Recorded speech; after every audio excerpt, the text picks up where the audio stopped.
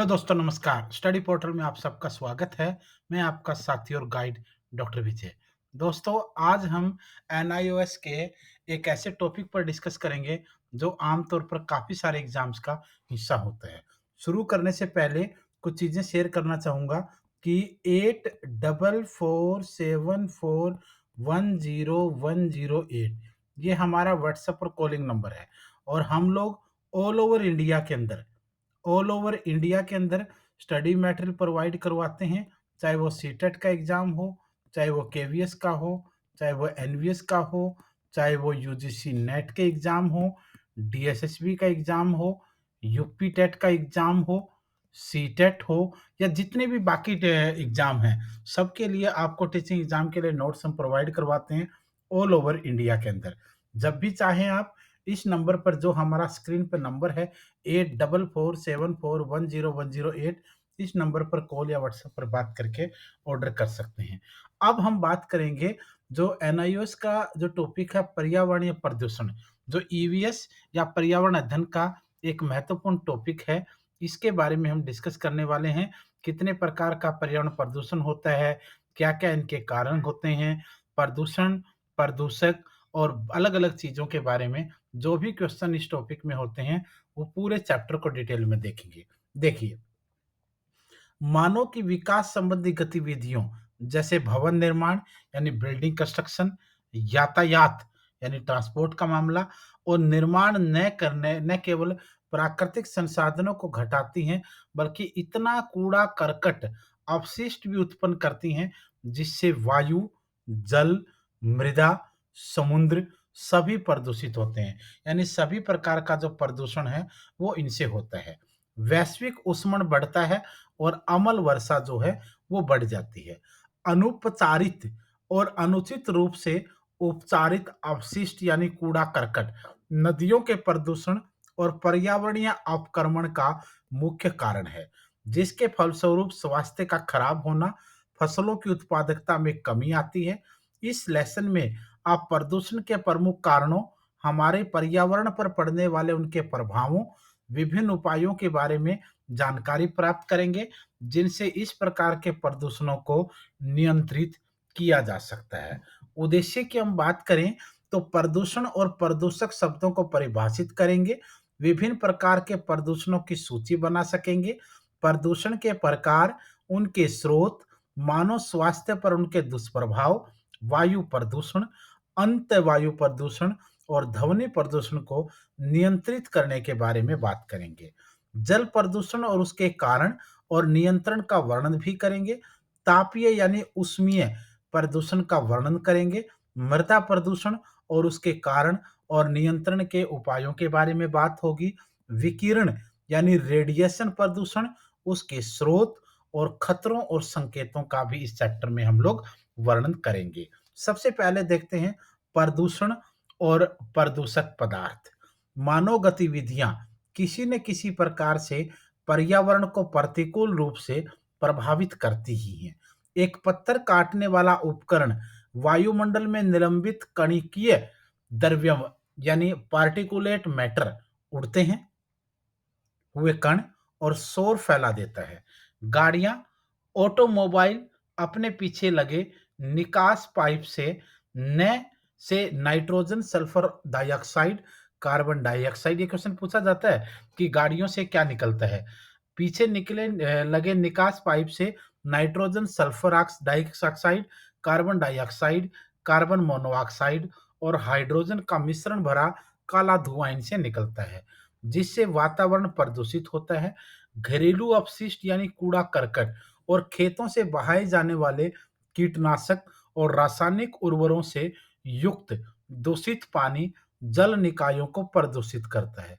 चमड़े के कारखाने से निकलने वाले बहिर्स्राव, गंदे कूड़े और पानी में बहुत से रासायनिक पदार्थ मिले होते हैं और उनसे तीव्र दुर्गंध निष्कासित होती है। ये केवल कुछ उदाहरण हैं सिर्फ, जिनसे पता चलता है कि मानव गतिविधियां वातावरण को कितना प्रदूषित करती हैं। प्रदूषण यानी पॉल्यूशन को इस प्रकार परिभाषित किया जा सकता है। मानव गतिविधियों के फलस्वरूप पर्यावरण में अवांछित पदार्थों का एकत्रित होना प्रदूषण कहलाता है। यानी प्रदूषण क्या है? प्रदूषण की परिभाषा की बात करें तो प्रदूषण की परिभाषा यानी पॉल्यूशन की डेफिनेशन है कि मानव गतिविधियों के फलस्वरूप पर्यावरण में अवांछित पदार्थों का एकत्रित होना प्रदूषण कहलाता है। जो पदार्थ पर्यावरण को प्रदूषित करते हैं, उन्हें प्रदूषक कहते हैं। यानी पॉल्यूटेंट या प्रदूषक कौन होते हैं? जो पदार्थ पर्यावरण को प्रदूषित करें यानी पॉल्यूटेड करें, उन्हें आप लोग पॉल्यूटेंट कहेंगे। प्रदूषक वे भौतिक, रासायनिक या जैविक पदार्थ होते हैं जो अनजाने ही पर्यावरण में निष्कासित हो जाते हैं और प्रत्यक्ष या अप्रत्यक्ष रूप से मानव समाज और अन्य जीवधारियों के लिए हानिकारक होते हैं। प्रदूषण के प्रकार पूछ रहा है ये कह रहा है कि प्रदूषण के कितने प्रकार होते हैं। टाइप्स ऑफ पॉल्यूशन पूछा गया है। नंबर एक, वायु प्रदूषण, जिसको एयर पॉल्यूशन आप लोग कहते हैं। फिर है ध्वनि प्रदूषण यानी नॉइज पॉल्यूशन आपका आ जाएगा। जल प्रदूषण यानी वाटर पॉल्यूशन आपका है। मृदा भूमि प्रदूषण यानी सॉइल पॉल्यूशन आपका है। तापीय प्रदूषण की यहाँ पर बात हो रही है, थर्मल पॉल्यूशन जिसको बोलते हैं। और फिर है विकिरण प्रदूषण यानी रेडिएशन पॉल्यूशन जो है ये। यानी वायु प्रदूषण, ध्वनि प्रदूषण, जल प्रदूषण, मृदा पॉल्यूशन, तापीय पॉल्यूशन और विकिरण पॉल्यूशन। टोटल जो है वो 6 टाइप्स जो हैं वो पॉल्यूशन के बताए गए हैं। याद रखना ये क्वेश्चन बहुत बार पूछा जाता है। उसके बाद सबसे पहले आता है वायु प्रदूषण यानी एयर पॉल्यूशन।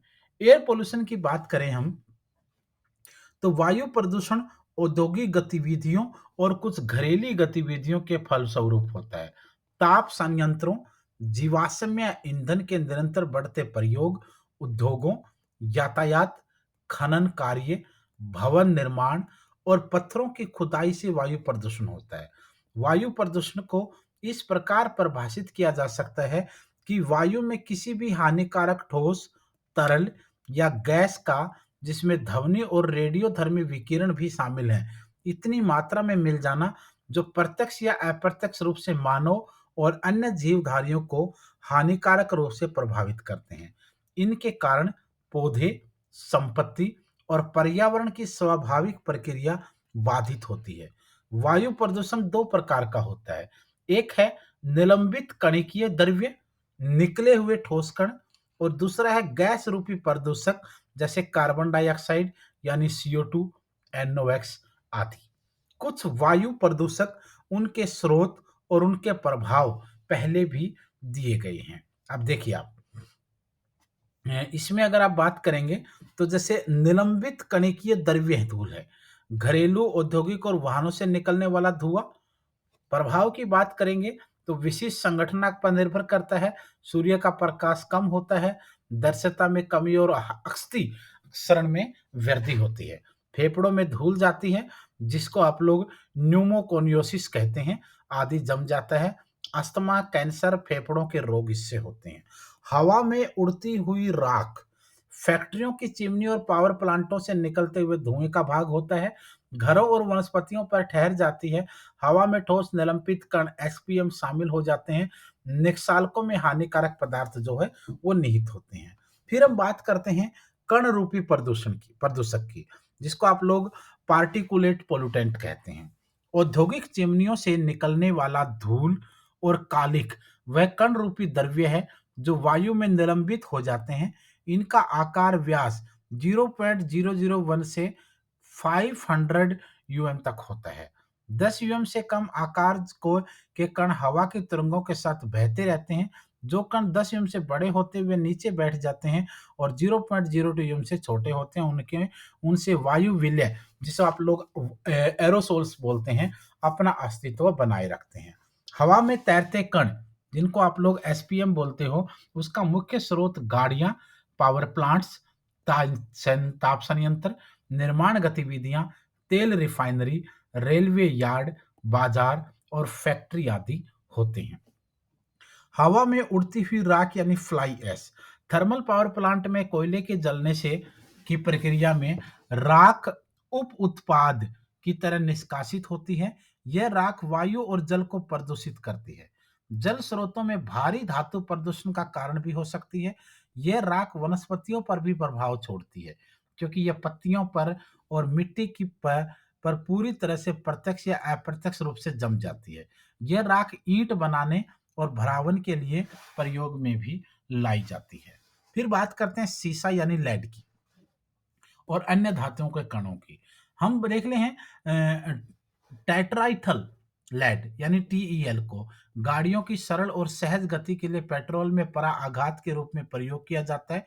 गाड़ियों की निकास नलियों, जिसको आप लोग एग्जॉस्ट पाइप बोलते हो, से निकलकर हवा में मिल जाता है। यदि श्वास के साथ शरीर में पहुंच जाता है तो गुर्दे और जिगर को प्रभावित करता है और लाल रक्त कणों के बनने में बाधा पहुंचाता है। यदि शीशा पानी और भोजन के साथ मिल जाता है तो एक तरह से जहर बन जाता है।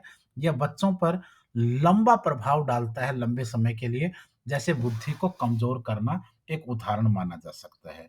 फिर हम बात करेंगे, अगर बात लोह की है, लोह एल्यूमीनियम, मैग्नीशियम, जिंक और अन्य धातुओं के ऑक्साइड भी बहुत विपरीत प्रभाव डालते हैं। खनन प्रक्रिया यानी माइनिंग, धातुकर्मीय प्रक्रिया में यह पौधों के ऊपर धूल की तरह जम जाता है।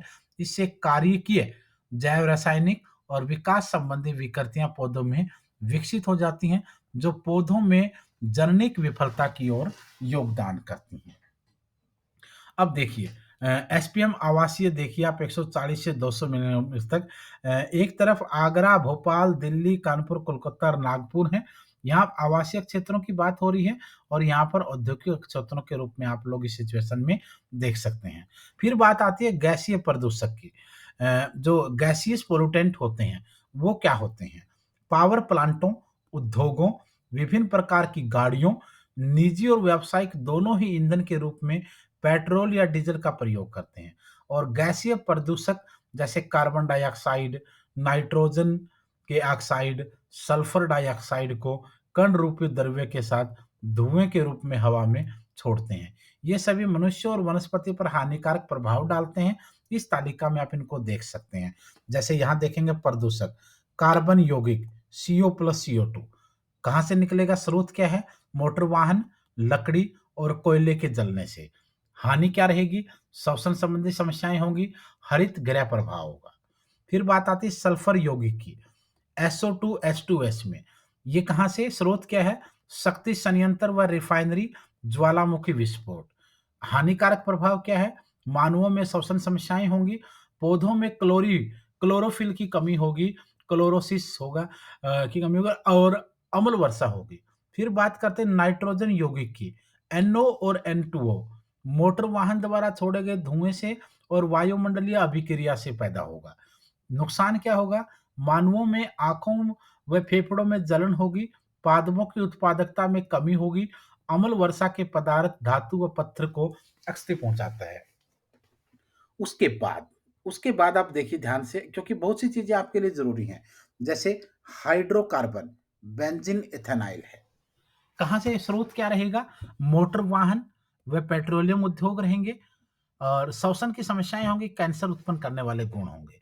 फिर बात करते हैं निलंबित कण द्रव्य की। एसपीएम हवा में निलंबित कोई ठोस द्रव्य कण, राख, धूल, सीसा, भाप शक्ति संयंत्र से होगा, निर्माण गतिविधियों से होगा और मोटर वाहन वगैरह से होगा। नुकसान क्या होगा? दृश्यता में कमी होगी, सांस की समस्याएं होंगी, लाल रक्त कणिकाओं के विकास में नुकसान होगा, रुकावट होगी, फेफड़ों के रोग व कैंसर उत्पन्न इनसे होगा। फिर बात करते हैं रेशे की। कपास और ऊन से, वस्त्र उद्योग से पैदा होगा, कालीन बुनने से होगा, इन उद्योगों से होगा। और नुकसान क्या होगा? फेफड़ों में दिक्कत आएगी। ये भी आपको अच्छे से देखना है। धुआं उगलते हुई चिमनी, डीजल गाड़ी, ट्रक, बस, धुएं का बादल उड़ाता हुआ, ये सिचुएशन जो है वो आप लोग यहाँ पर इस चित्र के अंदर अच्छे से देख पा रहे हो, इसमें कोई दो राय नहीं है। फिर हम चलते हैं वायु प्रदूषण का निवारण और नियंत्रण। वायु प्रदूषण का निवारण और नियंत्रण कैसे होगा? नंबर एक, भीतरी वायु प्रदूषण यानी इंडोर एयर पोल्यूशन क्या है? भवनों के गलत डिजाइन से वायु का संचार ठीक से नहीं हो पाता और बंद स्थानों की वायु प्रदूषित होती है। जैसे पेंट है, कालीन है, फर्नीचर है आदि कमरों में वाष्पशील कार्बनिक यौगिक, जिसको वोलेटाइल ऑर्गेनिक बोलते हैं, कंपाउंड बोलते हैं, VOCs उत्पन्न करते हैं। और अगर हम बात करेंगे रोगाणुनाशी पदार्थ, धूमीकरण आदि के प्रयोग से हानिकारक गैस पैदा होती है। अस्पतालों के कचरे में जो रोगजनक तत्व पाए जाते हैं, वह हवा में रोग के बीजाणु के रूप में रहते हैं। इसके परिणाम स्वरूप अस्पतालों में संक्रमण आता है या एक व्यवसायजन्य स्वास्थ्य बाधा होती है। भीड़ भरे स्थानों में, गंदी बस्तियों में और ग्रामीण क्षेत्रों में लकड़ी और जैविक ढेर को जलाने से भी बहुत धुआँ उठता है। जो बच्चों और महिलाएँ धुएँ के सीधे और अधिक प्रभाव में आते हैं, उनको साँस की समस्याएँ होती हैं, बहुत ज़्यादा होती हैं, जिनमें नाक का बहना होता है, खाँसी, खराब गला, साँस लेने में कठिनाई, आवाज़ के साथ श्वास और छींक आदि की समस्याएँ पैदा होती हैं। फिर बात आती है भीतर प्रदूषण का निराकरण और नियंत्रण कैसे होगा? लकड़ी और गोबर के उपलों के प्रयोग के स्थान पर स्वच्छ ईंधन जैसे जैविक गैस जिसको बायोगैस आप कहेंगे, मिट्टी का तेल या बिजली का प्रयोग करें। लेकिन बिजली की आपूर्ति बहुत सीमित होती है। खाना बनाने के लिए सुधारित स्टोव, धूम्र रहित चूल्हों की उसमें क्षमता अधिक होती है और धुएँ जैसे प्रदूषकों का निकास भी कम होता है। घर का नक्शा ऐसा होना चाहिए जिसमें रसोई घर में शुद्ध हवा का आना-जाना ठीक ढंग से हो, उचित वायु संचार हो, बायोगैस और सीएनजी के प्रयोग को प्रोत्साहित करना चाहिए। पेड़ों की ऐसी प्रजातियाँ जो कम धुआँ देती हैं जैसे बबुल, जिसको आप लोग एकेसिया निलोटिका बोलते हैं, लगाना चाहिए और उनकी लकड़ी का उपयोग ही करना चाहिए। लकड़ी का कोयला यानी चारकोल का उपयोग अधिक सुरक्षित है। घर के अंदर या कमरों में जैविक कूड़े से जो प्रदूषण होता है, उसे ढक कर रखने से कम किया जा सकता है। भीतरी यानी इंडोर प्रदूषण को रोकने के लिए कूड़े का पृथक्करण, स्रोत पर ही पहले से कूड़े का उपचारित करना, कमरों की शुद्धता करना आदि बहुत सहायक तरीके हैं। औद्योगिक प्रदूषण का निराकरण और नियंत्रण। औद्योगिक प्रदूषण का निराकरण और नियंत्रण कैसे होता है? औद्योगिक प्रदूषण को निम्न विधियों द्वारा काफी हद तक रोका जा सकता है। ऊर्जा संयंत्रों और फर्टिलाइजर संयंत्रों में स्वच्छ ईंधन का प्रयोग किया जाए, जैसे एलएनजी तरल प्राकृतिक गैस। ये सस्ती होने के साथ ही पर्यावरण सहयोगी भी है। पर्यावरण सहयोगी औद्योगिक प्रक्रियाओं को अपनाएं जिससे प्रदूषकों को हानिकारक अपशिष्टों का निकास हो। ऐसी मशीनों को लगाया जाए जो कम प्रदूषकों का निष्कासन करें, जैसे filter, electrostatic precipitator, inertial collectors, scrubber, gravel bed filter या ड्राई स्क्रबर। ये इस तरीके के हो सकते हैं। एक-एक को आप लोग ध्यान से देखेंगे तो आपके सामने रहेगा। जैसे फ़िल्टर की बात हम करें, फ़िल्टर की बात जहाँ तक है, गैस की धारा से ही ठोस कणों को फ़िल्टर दूर कर देते हैं। फ़िल्टर कपड़े से, रेत से, बड़ी छलनी से या फेल्ट पैड से बने होते हैं। फ़िल्टर की बैग हाउस पद्धति सर्वाधिक प्रचलित है और यह सूत या सिंथेटिक कपड़े कम ताप के लिए उससे बने होते हैं। उच्च ताप के लिए ग्लास क्लॉथ का प्रयोग होता है। उच्च ताप 290 डिग्री सेल्सियस तक के लिए। उसके बाद बात आती है इलेक्ट्रोस्टैटिक प्रेसिपिटेटर जिसको ईएसपी बोलते हैं। ऊपर उठने और उत्पन्न होने वाले धूल आयन और आयन कण इस पदार्थों से युक्त होती है और आयन में परिवर्तित होने वाला कण रूपी पदार्थ विपरीत धरातल पर एकत्रित हो जाता है। इन कणों को कभी-कभी धरातल को हिलाकर या झाड़कर धरातल से हटाया जाता है। फिर आती है जड़त्वीय कलेक्टर्स। ये इस सिद्धांत पर कार्य करता है कि गैस में एसपीएम का जड़त्व उसके विलायक यानी सॉल्वेंट से अधिक होता है। फिर बात है सक्र्बर की। सक्र्बर गैस शुद्ध करने का उपकरण। ये आदर्श संचयकर्ता होते हैं। ये गैस की धारा से वायु विल्य एरोसोल कणों को हटाते हैं। ये या तो धरातल से ही आर्द्र कणों को इकट्ठा करके दूर कर देते हैं या उन कणों को स्क्रबिंग तरल पदार्थ से गीला कर दिया जाता है। इस तरीके से आपके सामने कई सारी चीज़ें मिलेंगी, जैसे चिमनियों की ऊँचाई में वृद्धि करने से, उन उद्योगों को बंद कर दें जो पर्यावरण को प्रदूषित करती हैं, प्रदूषण फैलाने वाले उद्योगों को शहर या घनी आबादी वाला क्षेत्र से दूर कर दिया जाए, उचित चौड़ाई वाली हरित पट्टी ग्रीन बेल्ट को विकसित और रक्षित कर दिया जाए। वाहन संबंधी प्रदूषण का नियंत्रण कैसे होगा? वाहन संबंधी जो प्रदूषण है, उसका नियंत्रण कैसे होगा? वाहनों से निष्कासित होने वाले धुएँ का स्तर निश्चित होने से और उसका पालन करने से प्रदूषण में कमी ज़रूर आएगी। उत्प्रेरक कन्वर्टर वाहनों के उत्सर्जन का कम करता है, अतः उसकी मजबूती का स्तर निर्धारित होना ही चाहिए। दिल्ली जैसे शहरों में गाड़ियों को नियमित अंतराल पर प्रदूषण नियंत्रण परीक्षण कराना चाहिए और उसका प्रमाण पत्र यानी पीयूसी रखना अनिवार्य है। इससे ये निर्धारित होता है कि वाहनों से उत्सर्जित प्रदूषक नियमों की सीमा के अंतर्गत ही है। पेट्रोल की तुलना में डीज़ल काफ़ी सस्ता है, हालाँकि आजकल तो नहीं है, ये पहले की बात होती थी, जिससे डीज़ल के प्रयोग को बल मिलता है। सल्फर डाइऑक्साइड के उत्सर्जन को कम करने के लिए डीज़ल में सल्फर की मात्रा घटाकर 0.05% कर दी गई है। फिर है, पहले इंजन के सहज रूप से चलने के लिए और ऑक्टेन स्तर को बढ़ाने के लिए पेट्रोल में टेट्राइथाइल लेड के रूप में लेड मिलाया जाता था। वाहन उत्सर्जन में लेड कणों को रोकने के लिए पेट्रोल में लेड के मिश्रण का रोक लगा दी गई थी। प्रदूषक और प्रदूषण को परिभाषित हमने किया। प्रदूषण को नियंत्रित करने वाले किन्हीं 3 उपकरणों का नाम आपको बताना है। भीतरी वायु प्रदूषण को रोकने के 2 साधन अपने बताने हैं। पीयूसी प्रमाण पत्र क्या होता है, पॉल्यूशन का आपने डिस्कस किया, तो ये चीज़ आपने इसमें दी। कल फिर हम नए चैप्टर पे डिस्कस करेंगे। धन्यवाद।